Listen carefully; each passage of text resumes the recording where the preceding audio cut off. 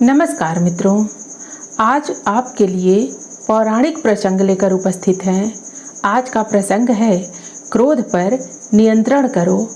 मित्रों, प्रसंग में आगे बढ़ने से पहले आप हमारे चैनल को अवश्य सब्सक्राइब कर लेना, वीडियो को लाइक और अपने मित्रों से शेयर करना, एक छोटा सा कमेंट्स लिखकर हमारा उत्साहवर्धन तो कर ही देना मित्रों। तो आइए आनंद लेते हैं प्रसंग का। परशुराम भगवान शिव के पक्के भक्त थे। एक दिन वह शिव दर्शन करने कैलाश पर्वत पर पहुँचे।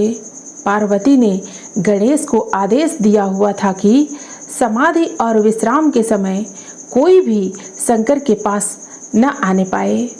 गणेश ने द्वार पर परशुराम को देख उन्हें प्रणाम किया और कहा, अभी भगवान शंकर विश्राम कर रहे हैं, आप थोड़ी देर प्रतीक्षा करें, उसके बाद मैं आपको उनके दर्शन करवा दूंगा।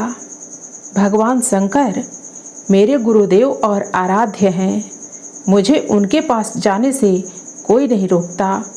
फिर मुझे रोककर तुम मेरा अपमान क्यों कर रहे हो? परशुराम क्रोध में कहते हुए आगे बढ़े। गणेश ने उन्हें रोका, लेकिन तब तक परशुराम गणेश को ढकेलकर आगे बढ़ गए। देखते ही देखते उन दोनों में धक्का मुक्की होने लगी। परशुराम ने गणेश को जमीन पर गिरा दिया। गणेश उठ खड़े हुए। अब उन्होंने परशुराम को फिर एक बार रोका, लेकिन परशुराम ने अपना परशु उन पर तान दिया। गणेश अपना अपमान कब तक सहन करते?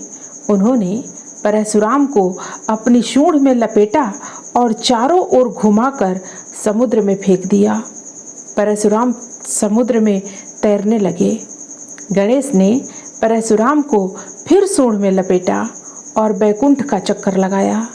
बाद में गणेश ने उन्हें गोलोक में पटखनी दे दी। परशुराम ने शिव स्तोत्र का स्मरण किया। फिर उन्होंने अपना परशु गणेश पर फेंका। गणेश ने परशु को अपने दांत से पकड़ लिया। परशु तो भगवान शिव का दिया हुआ था, उसका वार खाली कैसे जाता? परशु से गणेश का बायां दांत टूटकर जमीन पर जा गिरा। भयानक आवाज से धरती कांप उठी। इस आवाज से शिव की निद्रा भंग हो गई।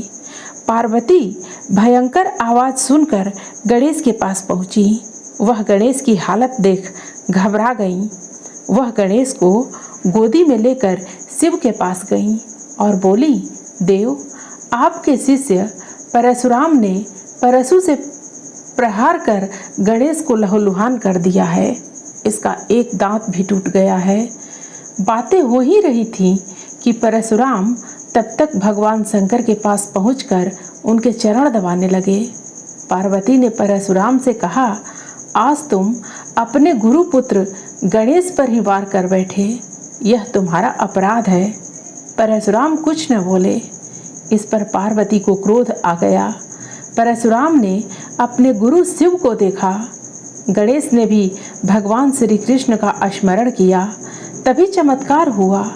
सबने देखा भगवान श्री कृष्ण बालक के रूप में खड़े हैं। सबने उन्हें प्रणाम किया। यह दृश्य देख परशुराम समझ गए कि गणेश भी किसी से कम बलशाली नहीं है। श्री कृष्ण ने परशुराम से कहा, इस संसार में शंकर जी से बढ़कर और कोई देवता नहीं है। पार्वती जी महान पतिव्रता नारी हैं। गणेश जी विघ्न बाधाओं को दूर करते हैं, इसीलिए धार्मिक अनुष्ठानों में गणेश जी की सबसे पहले पूजा की जाती है। यह सुनकर परशुराम का घमंड चूर चूर हो गया। वह पार्वती के चरणों में लेट गए और क्षमा मांगने लगे। पार्वती ने स्नेह भरा हाथ उनके सिर पर रख दिया। बोली, तुम भी मेरे बेटे हो, गणेश तुम्हारा भाई है। मित्रों, पुराणों में आए ये विशेष छोटे छोटे प्रसंग जहाँ तत्कालीन सभ्यता संस्कृति का परिचय देते हैं, वहीं ऐसे बूस्टर का काम करते हैं जो जड़ बन चुकी संवेदना में चेतना का संचार करे। इनसे व्यक्ति और समाज के चरित्र को सुदृढ़ करने में जहाँ सहायता मिलेगी, वहीं जिज्ञासु साधक इन्हें पढ़कर और सुनकर अपने कई ऐसे प्रश्नों का समाधान स्वयमेव प्राप्त कर सकेंगे जिनकी खोज वे बरसों से कर रहे थे। फिर मिलते हैं अगली प्रस्तुति में नई कहानी के साथ। धन्यवाद।